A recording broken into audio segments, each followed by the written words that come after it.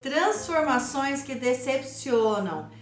Na entrada da fase da adolescência, há diversas transformações, uma diversidade de novas situações acontecendo, novidades, muitas coisas que antes não existiam, passam a existir nessa fase da adolescência.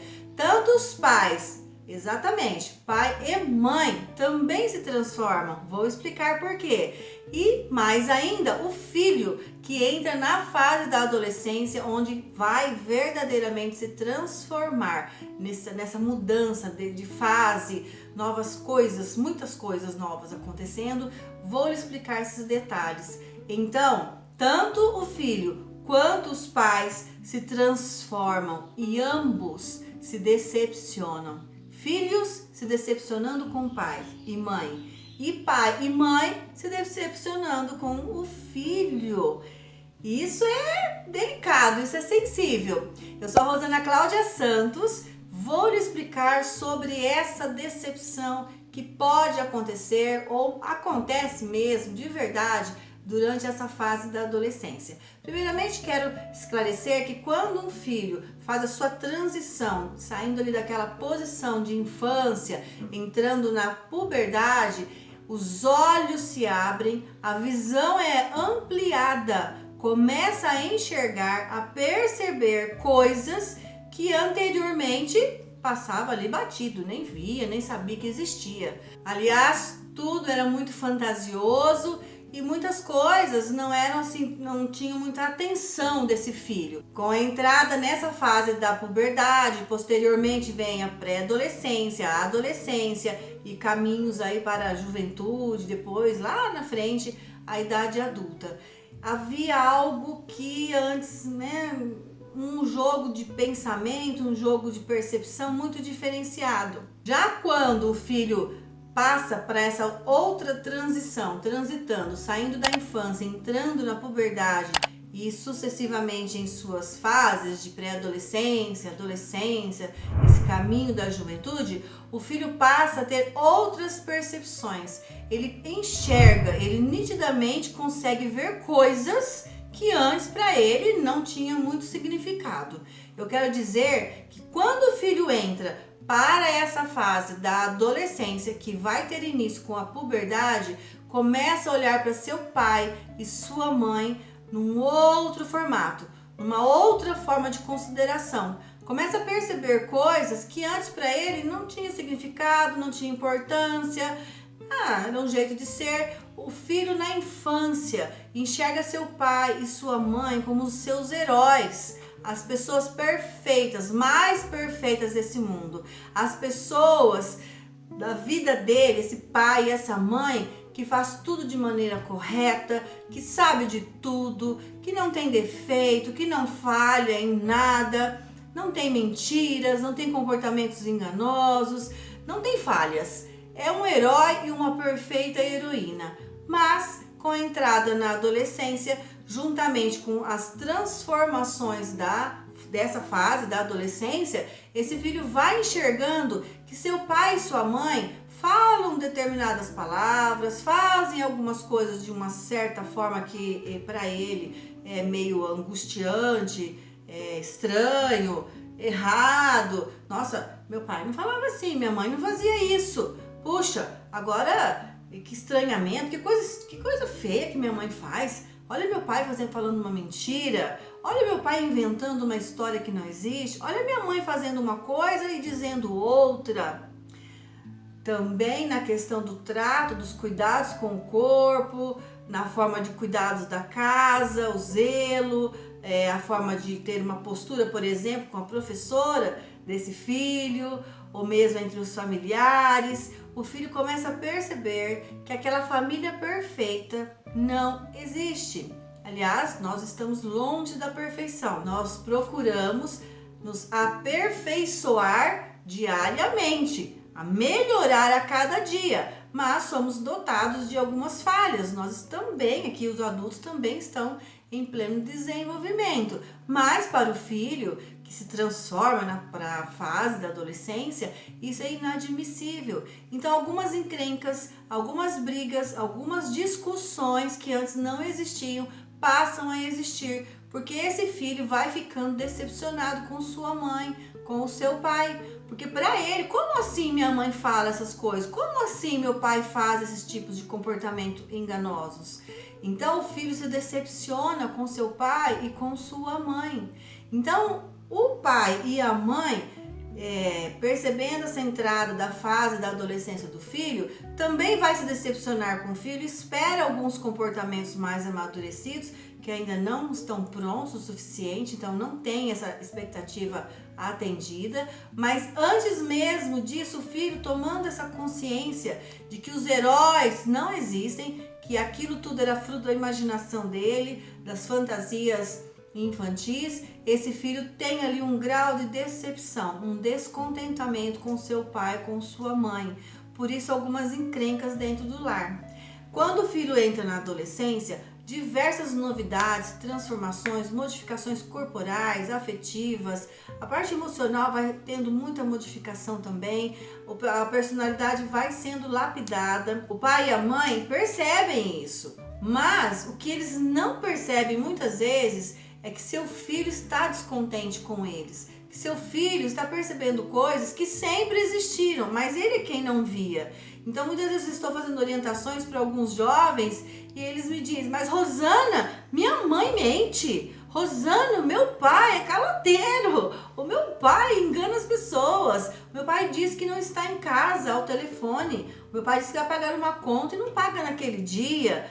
Olha, às vezes alguns pequenos delitos que parecem ser pequenos, mas não são, principalmente para o jovem, isso toma uma proporção muito maior. Muitas vezes, só o fato de você atender um telefone e, olha, diga que eu não estou, né, em relação ao pai e a mãe, um atende e o outro diz, diga que não estou, já é uma mentira. Isso traz uma decepção. Minha mãe mentiu, meu pai mentiu. Então, a forma de falar, de organizar, a forma de justificar, a forma de decisão de todas as coisas dentro de um lar vão se tornando muito mais fortes perante os olhos de um filho jovem, porque ele tem ali agora evidências de situações muito reais.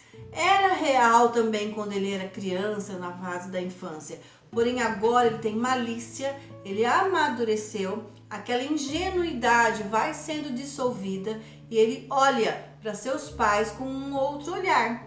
Os pais, olhando para seus filhos nessas transformações, percebem que o filho está crescendo, tendo uma autenticidade, tendo uma própria opinião, um próprio argumento.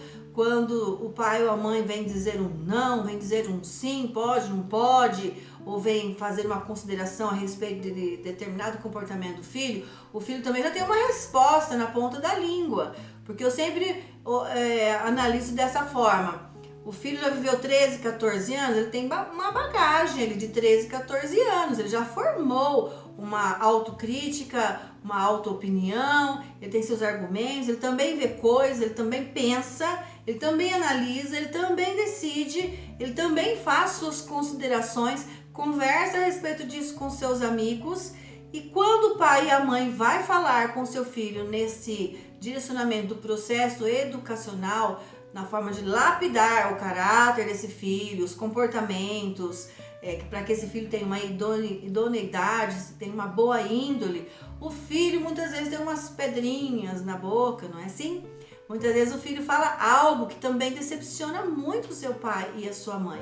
Então, de um lado ficam pai e mãe decepcionados e do outro fica filho decepcionado.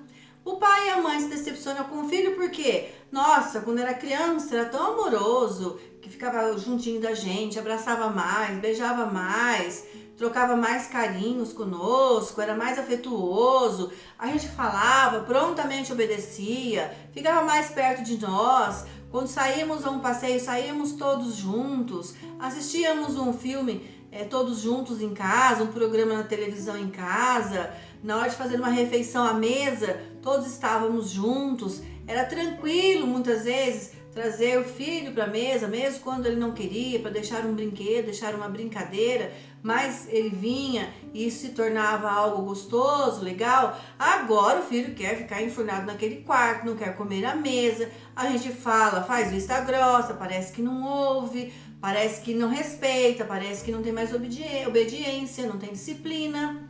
E o filho do outro lado está lá. Mas meu pai grita comigo, meu pai grita com a minha mãe, o meu pai, ele mente, a minha mãe diz que vai fazer uma coisa e faz outra. A minha mãe quer que eu faça determinadas coisas, mas é uma folgada, porque ela não quer fazer, quer que eu faça. Então o filho começa a ter algumas ponderações e percebendo coisas que antes ele não via. E os pais, vendo seu filho crescer, tendo ali uma autenticidade, ou seja, saindo daquele ninho, também se desapontam, ambos se decepcionam. E isso traz um grande estrago se rapidamente, o mais breve possível, essas feridinhas abertas não serem curadas, se elas não forem bem tratadas imediatamente, isso começa a provocar um afastamento entre os pais, mães e seus filhos. Veja, todos são seres humanos, ninguém é perfeito. Ninguém está no estágio total de sua vida para ser 100%. Eu diria que nenhum ser humano atinge ser 100% de perfeição. Nós aprendemos, para isso existe o perdão, para isso existe a gente perceber o outro, se colocar no lugar do outro, ter ali um grau de empatia, onde eu percebo que eu saí da linha um pouco com meu filho, ou o filho percebendo também, olha, eu desrespeitei meu pai e minha mãe, tenho que voltar, considerar, pedir perdão, né, que me desculpe, reconsiderar algumas coisas que foram feitas, dos dois lados. Por vezes, atendo alguns pais e filhos que estão brigados e às vezes até trocam palavras endurecidas. Eu te odeio, eu não aguento mais você, quero sumir dessa casa, eu te mato. Coisas fortes, palavras fortes, pejorativas, mas para pais que estão decepcionados e filhos que também se decepcionaram, vai ser interessante olhar para isso muito rápido, mas muito rápido mesmo, para que o afastamento não seja grande, não seja tão grande a ponto de ter um filho que se torna mesmo adolescente com 15, 16 anos já e que não suporta mais seu pai e sua mãe, ou mesmo que uma mãe ou um pai também não suporte mais seu filho. Há muitos casos que vêm para orientação em consultório e tem esse sentimento de não suportar mais o outro, como se fossem pessoas estranhas, pessoas assim, que não tivesse o elo de sangue, não tivesse o elo afetivo. E eu digo, não existe ex-pai, ex-mãe, ex-filho. Não existe. Se há uma coisa que não existe, é ex-pai, ex-mãe e ex-filho. Isso, sabe, não há como tirar isso de uma vida, de uma constituição. Uma vez que você é filho para sempre. Uma vez que você é pai ou mãe deste ser humano, é para sempre. Não existe como cortar, romper isso. É para toda a vida. Como então eu posso desprezar um filho, dizer que não quero mais ver esse filho, que eu não suporto mais esse filho, que eu não quero ficar mais junto desse filho, que eu não quero mais ouvir esse filho? Inadmissível isso. E como pode um filho dizer, eu odeio minha mãe, eu odeio meu pai, não quero mais saber deles próximo de mim? Isso também é inadmissível, porque se há um fardo nessa relação, será carregado para toda a vida. Então, se for possível tirar o fardo através de um diálogo, de uma comunicação correta, um diálogo assertivo, ativo, onde um fala do seu próprio mundo para o mundo do outro, olho no olho, aproximação, estar dentro de uma mesma linguagem que o filho, isso favorece a aproximação e começa a trazer uma boa cicatrização para essas feridas de decepções. O filho que está na fase da adolescência vai se tornando um ser humano mais independente. E é essa independência que, se não for aceita por seu pai, por sua mãe, quanto antes, sempre puxando o filho para se tornar criança ainda, para ficar na infância ainda, não deixa o filho crescer, não deixa o filho se direcionar em sua vida, isso vai machucando. Lógico, a coerência para todas as coisas. Um filho de 12 anos tratado como um filho de 12 anos, um de 15, trata como 15, um de 10, trata como de 10. Sempre digo, sempre oriento, quanto maior o nível de confiança, maior será o nível da independência e da liberdade que o filho terá. O pai e a mãe, conhecendo esse nível, esse grau de autonomia, de confiança, esse grau de respeito, de educação que o filho já atingiu, logicamente será possível dar maior autonomia, maior liberdade para essa independência desse filho. Tem e existe sim. Existem muitos jovens aos 16, 17 anos que são muito imaturos, dependentes e ainda não têm a capacidade nem, vamos dizer assim, um direito dessa autonomia, dessa liberdade, porque vai se perder, não vai dar conta de cuidar de si mesmo. Então é preciso que haja ali um suporte, um direcionamento de seus gestores, de suas autoridades da sua vida, que são seus pais ou seus substitutos, os avós, os tios, os padrinhos, por exemplo.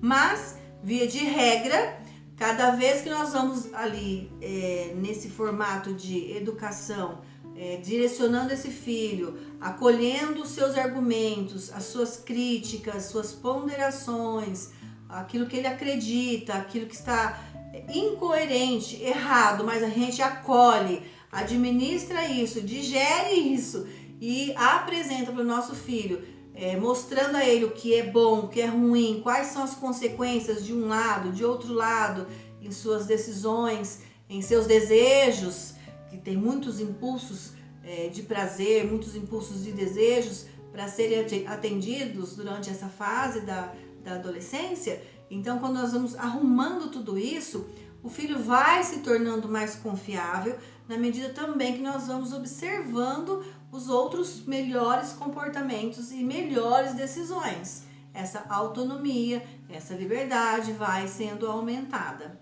Mas tudo está ali tendo em sua base essa decepção que muitas vezes vem atrapalhar, vamos dizer assim, machucar esse pai e essa mãe. E o filho também fica machucado. E de repente, ao invés de ter um processo de adolescência saudável, com muita alegria, com muitas descobertas, novidades, um mundo de interesses que se abre e isso vai sendo direcionado, lapidado por seus gestores, por suas autoridades, que são seus pais, suas mães, por conta dessa decepção nas transformações, o afastamento acontece e muito é perdido. Então é muito necessário que pai e mãe fiquem atentos se isso está acontecendo no seu relacionamento com o seu filho, o quanto você está decepcionado com o seu filho. Observe o filho, o quanto ele está decepcionado com você. A gente entende, sim, porque é todo um direcionamento adequado. Pai e mãe, em hierarquia, são os mais experimentados e são a autoridade na vida de um filho. Mas se essa decepção existe, essa autoridade, essa hierarquia fica fragilizada, porque esse filho não vai querer ter a gestão, o direcionamento, o sim, o não, as determinações das autoridades de sua vida por desconfiar da autoridade de suas vidas. Então vai ser muito importante que pai e mãe também observem. Será que meu filho está decepcionado comigo? Um dia eu fiz tal comportamento e ele viu. Eu então preciso conversar com meu filho. Olha, filho, eu fiz aquela ação, está errado mesmo, concordo com você, eu não deveria ter mentido, eu não deveria ter falado daquele jeito, eu não deveria ter falado uma coisa e não ter cumprido, até porque para jovem, quando nós fazemos uma promessa, isso é lei, isso se torna uma dívida. Toda vez que nós prometemos algo a um filho e nós não cumprimos, nós estaremos em dívida com ele. Nós sabemos, o filho jovem às vezes promete algumas coisas e não cumpre. Às vezes nós pedimos, determinamos algo, ele diz que vai cumprir, que vai ter obediência e não cumpre, mas nós não podemos ter isso como comparação para nós que somos os adultos da relação. Pai e mãe ou seus substitutos são os mais experimentados, são autoridades, são os adultos da relação. Não há como comparar o imaturo com o maduro, senão nós vamos nos colocar dentro do mesmo pacote. Ou vamos ser todos adultos, ou vamos ser todos adolescentes, ou todos crianças, não é? Então há alguém que sabe mais, alguém que determina mais e alguém que percebe que as coisas não estão indo muito bem ali. A autoridade que rege percebe isso em forma coerente, observando a constância de como isso tudo é feito, observando a consequência também. Aliás, consequências de atos devem ser cumpridos pela pessoa que não teve a disciplina no cumprimento dos bons hábitos. Ou seja, se o filho promete algo e não cumpre, haverá consequência. Quem vai arcar? O filho, não os pais. Porque também muitas vezes é comum pai e mãe arcando consequências no lugar do filho. Esse filho não vai amadurecer nunca.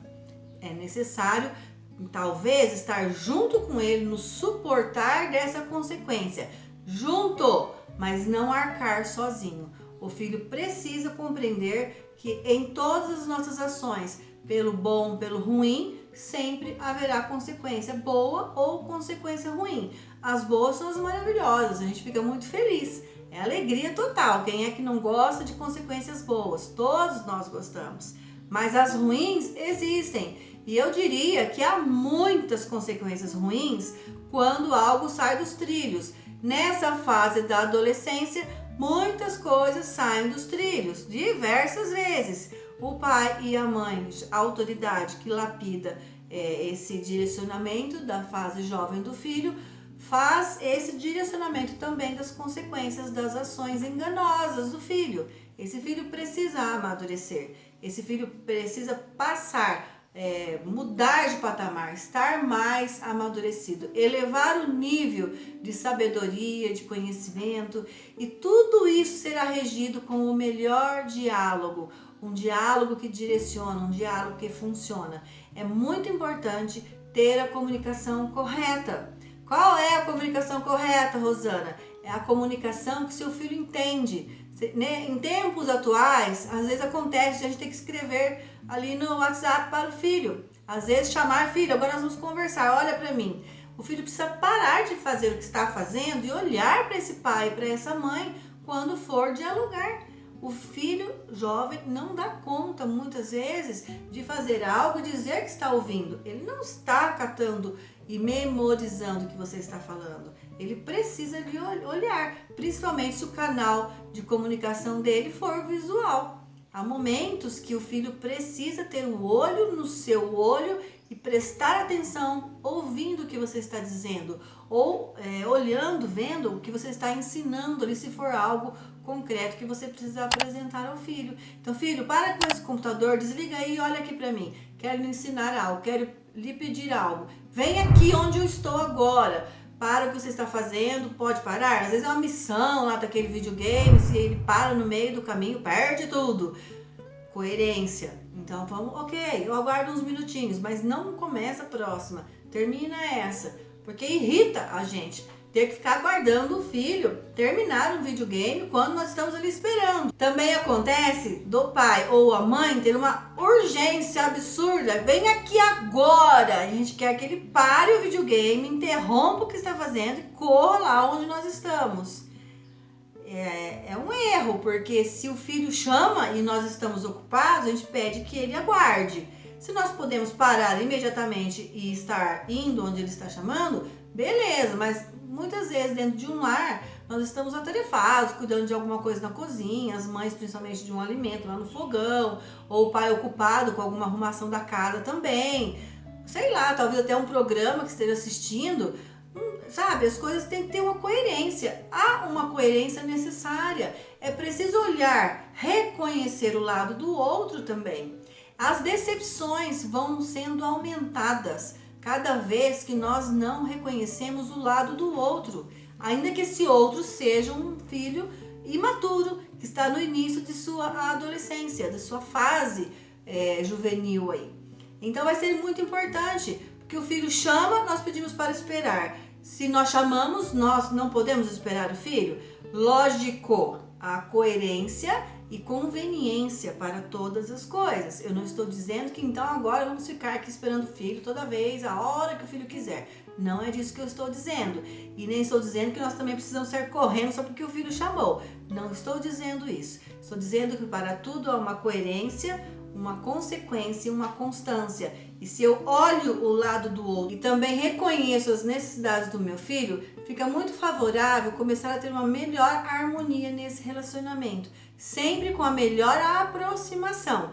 Eu olho para o meu filho, reconheço as necessidades dele, percebo o que é necessário para a vida dele, as decepções que ele tem comigo, por exemplo, ou as decepções que eu também tenho com ele, e nós vamos tendo aqui um ajuste, algumas ponderações, uma análise mais tranquila, uma análise que permite esse reconhecimento e, vamos dizer assim, o remédiozinho que nós precisamos para fechar as feridas da decepção. Então o filho vai se transformando em muitas coisas, inúmeras transformações para crescer, se tornar um futuro homem, uma futura mulher mesmo, em um ser humano mais completo, tanto biologicamente quanto afetivamente, emocional, parte espiritual. O filho está crescendo e se transformando muito. E para o filho, os seus pais também se transformaram. Na verdade, sempre foi o mesmo pai, a mesma mãe. O filho é que não via. Mas, em se tratando de uma fase da adolescência, é como se o pai e a mãe também estivessem se transformando.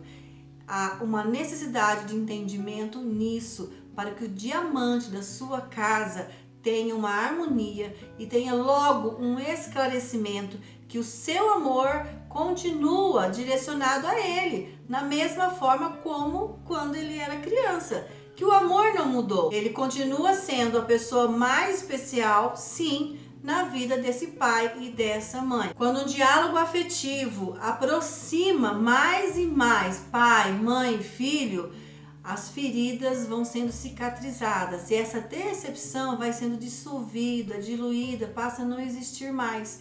Porque o filho começa a ver que seu pai e sua mãe são realmente especiais em sua vida. Assim como o filho, que é o diamante da casa, também continua permanecendo especial na vida desse pai e dessa mãe. Agora, se a decepção ficar sendo a que mais aparece e tendo aquela força, aquele vigor que não deve existir, as feridas ficarão abertas e não haverá diálogo de aproximação, haverá afastamento. E o que nós mais queremos é ter o nosso filho próximo de nós, que dialogue, que esteja junto de todo o direcionamento que nós fazemos, em obediência, em disciplina, para que tenha a melhor direção e que o pai e a mãe sejam, sim, a melhor influência na vida desse diamante. Então, vamos cicatrizar o mais rápido possível essas decepções, essas feridinhas abertas, porque não vale a pena ficar com elas, porque o melhor é o amor nessa relação, essa relação parental entre pais e filhos. Afinal, o seu filho é um diamante.